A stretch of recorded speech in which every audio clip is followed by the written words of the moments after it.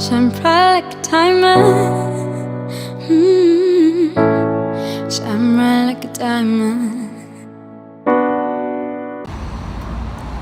Olá, eu sou a Melissa Pazos, maquiadora profissional, terapeuta Theta Healing e criadora do projeto Despertar da Beleza do Ser, que visa trabalhar a autoestima da mulher.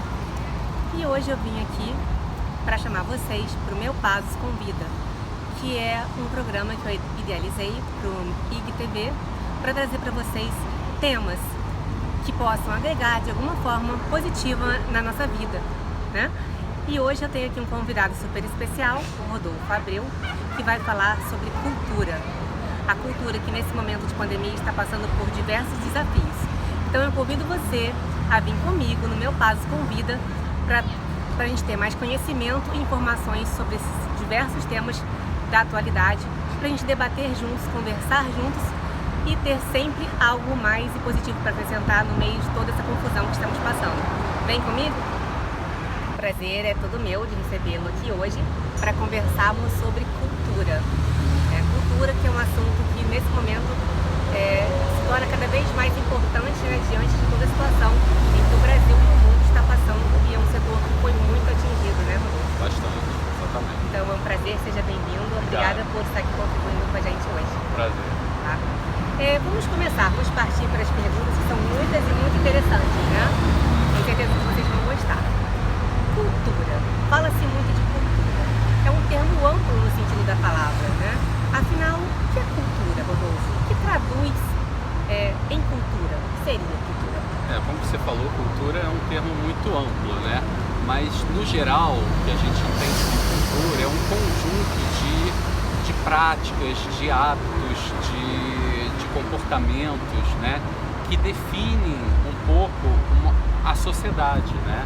Então, por exemplo, a gente pode considerar a cultura a gastronomia, né? Além da pintura, do desenho, dessa coisa da música, da arte, né? Mas também a gastronomia, a moda, tudo isso é cultura.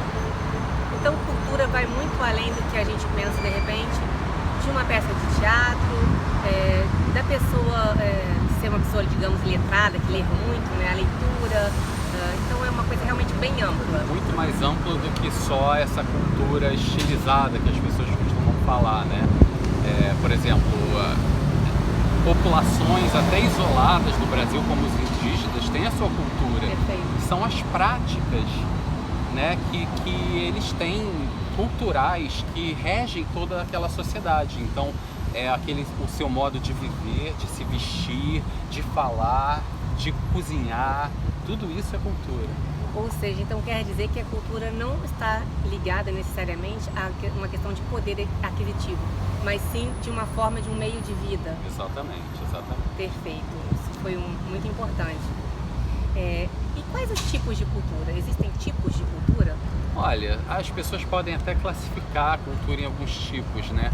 Mas na verdade, assim, todo tipo de cultura que se fala é importante, né? Como eu citei, dos indígenas, dos quilombolas, né? Ou da cultura que normalmente a gente recebeu dos europeus, que normalmente é a mais valorizada. Mas eu acho que todas as culturas, né, que habitam aqui no nosso país, elas têm que ser valorizadas igualmente, né? Certo.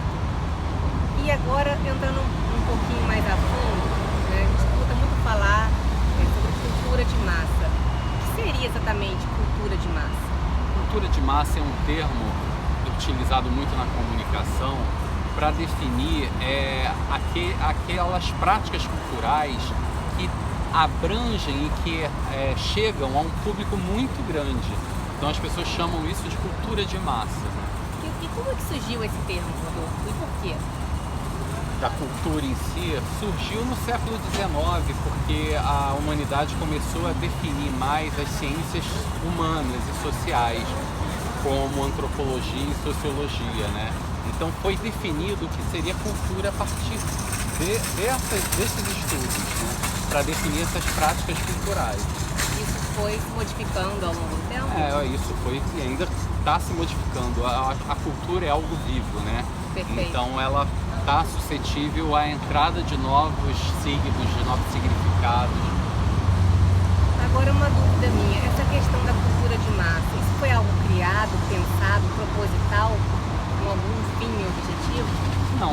nada específico, mas foi realmente para dizer que aquelas práticas culturais elas abrangem um maior número de pessoas.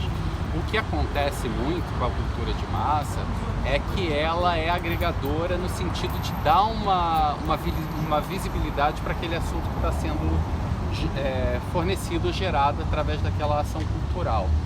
Mas né, não foi nada muito específico, né? Ela serve para vários temas. E nessa cultura de massa, ela predominantemente ela tem que ser através de meios de comunicação, como TV, ou não, isso acontece também de forma comportamental. As pessoas veem os outros fazendo algo, se comportando de determinada maneira e isso começa a ir se propagando. Ela pode ser comportamental, mas realmente a cultura de massa ela precisa de meios para poder chegar ao maior número de pessoas. Então os meios de comunicação como TV, rádio, internet hoje em dia é o que faz chegar essa cultura a mais pessoas, né? Isso facilita, a tecnologia está aí para isso. Perfeito. E agora uma pergunta que eu acho assim muito importante. A importância da cultura. Qual a importância da cultura para a educação e a evolução de uma sociedade como um todo? A cultura é fundamental. Eu fiz jornalismo, né? E quando eu estava me formando, eu cheguei a fazer um jornal na faculdade, ser o diretor de redação desse jornal. Eu entrevistei na época o diretor Domingos Oliveira, que hoje é falecido. Ele me falou uma coisa sobre cultura que eu nunca esqueci, que a cultura é um pilar de necessidade da população, assim como a saúde, a educação, a segurança pública. A cultura é um desses pilares também de igual importância, ela não pode ser minimizada em detrimento das outras, porque ele falou o seguinte: um povo que só trabalha, estuda e se alimenta, isso é muito importante, é muito bom, mas se não tiver cultura, se não tiver uma música para escutar, uma peça para assistir, um filme para ver, sabe, a população enlouquece. Então a cultura tem esse papel de importância também. É um pilar. É um pilar. Fora que a cultura é o reflexo da identidade de uma população ou de uma nação. É através da cultura que a gente mostra quais são os nossos valores e a nossa identidade, expressada através da identidade cultural. Né? É o que nos faz enxergar, vir uma identidade. Né? E você falando, eu estava até pensando, inclusive, eu acredito muito, Rodolfo, que a cultura, ela estimula a nossa criatividade e ela nos faz até pessoas melhores, né? Pessoas que vão ser melhores até no seu trabalho, na sua família, na sua vida. Eu acho que a cultura é uma coisa realmente que agrega demais na formação do ser humano. Ela é transformadora, né? Isso que você está falando, é algo que entra na sua vida, que você, a partir do contato que você tem com a cultura, seja ela qual for, aquilo é transformador. Porque a cultura é uma série de práticas culturais que vêm sendo passadas por muito tempo, por muitas pessoas. Perfeito. Agora, Rodolfo, a gente vai entrar numa questão agora que, nesse momento que nós estamos passando, né, com a pandemia, eu acho que pode até ter se agravado, que é a questão dos patrocínios culturais, né? Eu me pergunto sempre, e eu queria trazer essa pergunta aqui para o grande público que está nos assistindo, por que razão é tão difícil o acesso e a obtenção para patrocínio e investimento para a produção cultural, para as produções culturais de modo geral, eventos culturais, projetos nessa área, especificamente no Brasil? Por quê?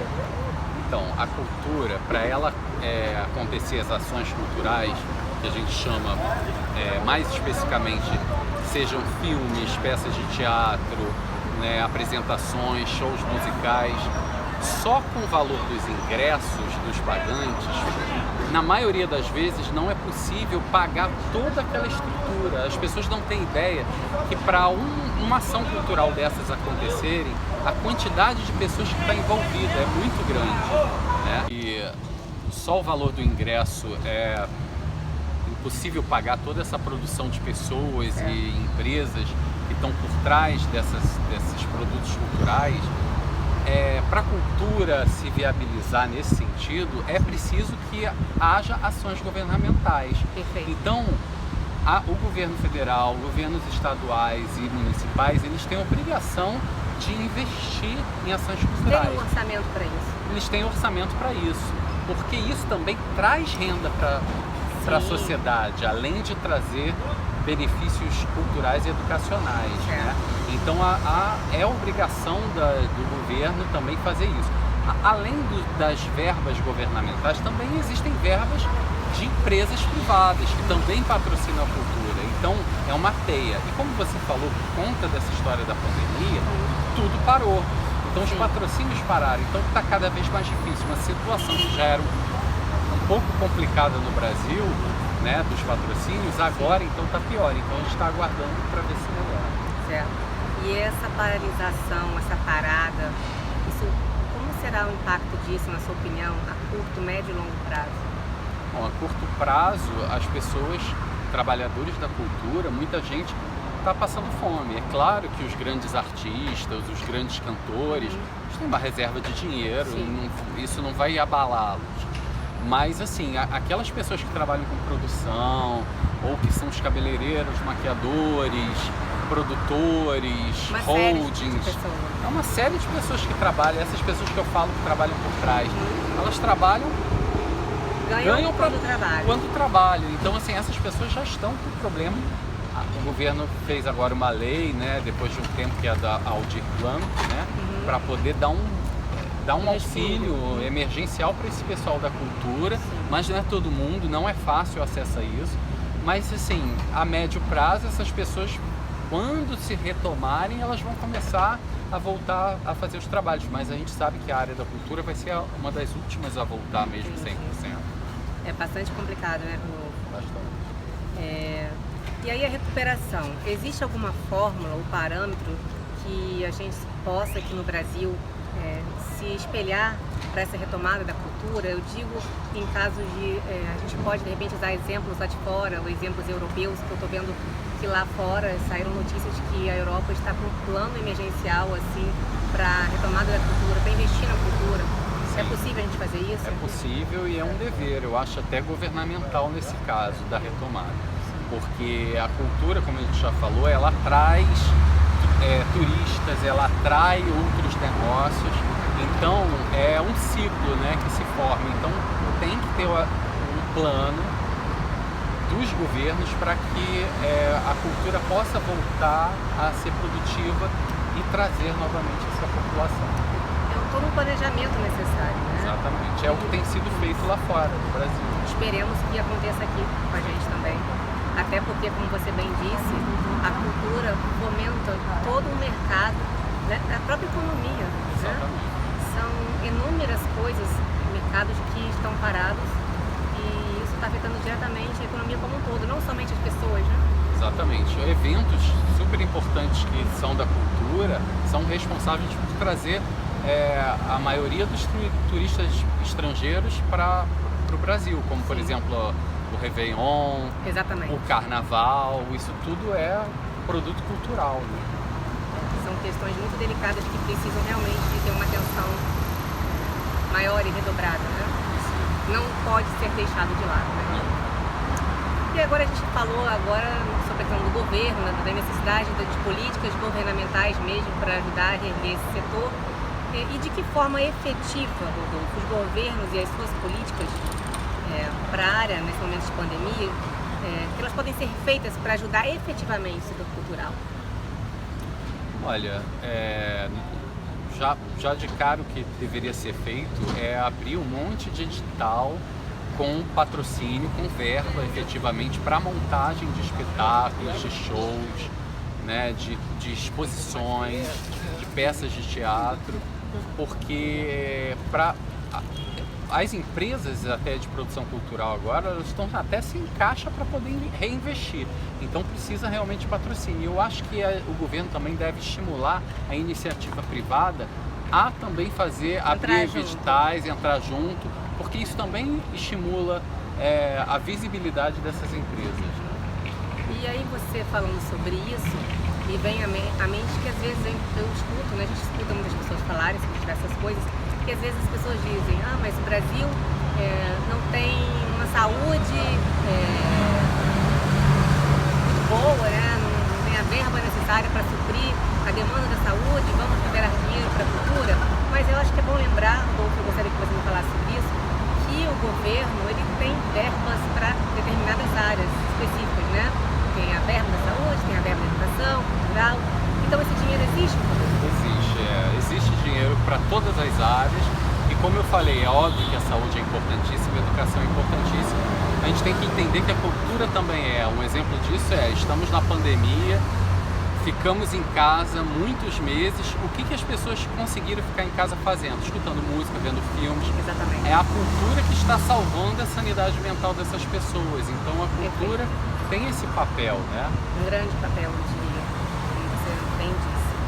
E agora eu queria te fazer uma pergunta, para a gente ter um parâmetro disso tudo.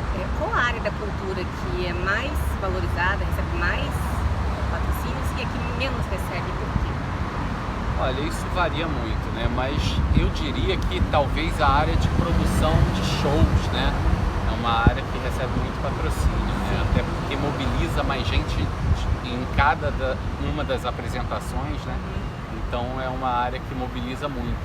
Mas e áreas que recebem menos, eu acredito que seja, por exemplo, a área de exposições, mas enfim, é algo que tem que ser revisto. Certo. A gente até falou um pouco sobre isso numa pergunta anterior, mas eu queria dar um enfoque diferente.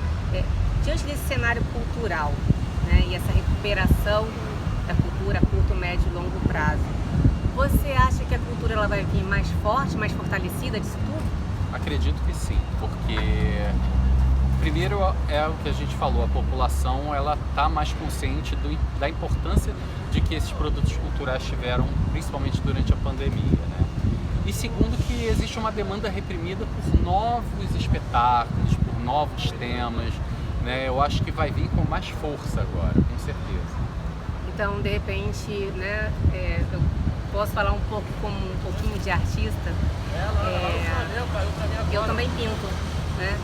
E assim, das telas que eu mais gostei, elas vieram de inspirações bem dramáticas, né? O artista tem um pouco disso, né? Sim. A Ele gente é inspirado pega isso, por tudo, inclusive por tudo. pelos momentos difíceis. Exatamente. Então eu acho que eu tenho certeza que a gente vai conseguir tirar de toda essa situação muito difícil ideias inovadoras, e eu acho que coisas boas virão por aí, mas precisa de ajuda, né? Precisa Sim, de com patrocínio. certeza. Eu tenho certeza disso e você está certo. Precisa de patrocínio, ajuda e de um plano que fomente, né? Fomente, justamente. E aí vai de encontro perfeito com a nossa próxima pergunta. O que poderia ser feito, Rodolfo, para melhorar as políticas de incentivo e apoio a projetos culturais no Brasil? Eu acho que a classe artística tem que ser sempre ouvida, né, acima de tudo. E não deve se misturar também a questão do patrocínio político com ações ligadas, por exemplo, à religião, né? O que às vezes pode acontecer verbas que seriam usadas para espetáculos teatrais e tudo, elas estão sendo direcionadas para determinados nichos de algum tipo de igreja, porque o político é daquela igreja. Então, assim, eu não sou contra a questão religiosa, cada um tem a sua ou não tem, é direito de todo mundo, sim, né? Mas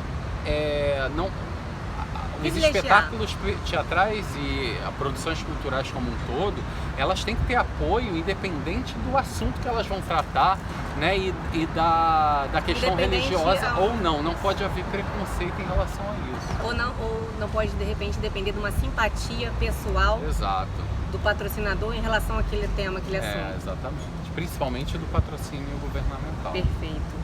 A sociedade, ela é plural, ela é diferente. Ela tem, né, características diferentes. Então, o governo tem que saber abraçar todas essas características, porque isso é representação da nossa população. Certo. Porque, como você bem está dizendo, quando entra muito na questão da religião, abre margem para muitos julgamentos e preconceitos sobre temas que você nem mesmo conhece, talvez. Sim, com certeza. Né? E aí, eu acho que até entra um pouco de falta de cultura em relação a isso. Né? Você concorda? Concordo, porque como a gente falou, a cultura é plural. Então ela não pode ficar só e dizer, existe uma cultura boa, uma cultura ruim, uma cultura importante, uma desimportante. Todas são importantes igualmente. Perfeito, eu concordo com você. E aí, a gente pode dizer o seguinte, sobre a democratização da cultura, né? Eu acho que tudo a ver com isso que a gente está falando. Democratizar o patrocínio cultural, isso é possível diante dessa situação toda? É possível fazer o patrocínio chegar a pequenas produtoras também, não só as grandes produtoras, porque isso estimula os novos negócios, novos artistas também, artistas que são pessoas que têm o dom artístico, que acabam por muitas vezes desistindo e tendo que trabalhar em outras Falta coisas de apoio, né? que não são a sua vocação, exatamente porque não tiveram o apoio devido. Como temos talento. Por isso é importante investir na cultura de forma democrática. Perfeito. Gente, acabaram essas perguntas. Que pena, porque era tão bom papo, né? Tá muito bom. Eu acho que pede um bis, né? Eu acho que temos mais É. coisa para falar dentro desse tema aí, uma infinidade de coisas. Muito obrigada Nada. pela sua presença, pela sua contribuição. Até a próxima. E obrigado pela companhia de vocês.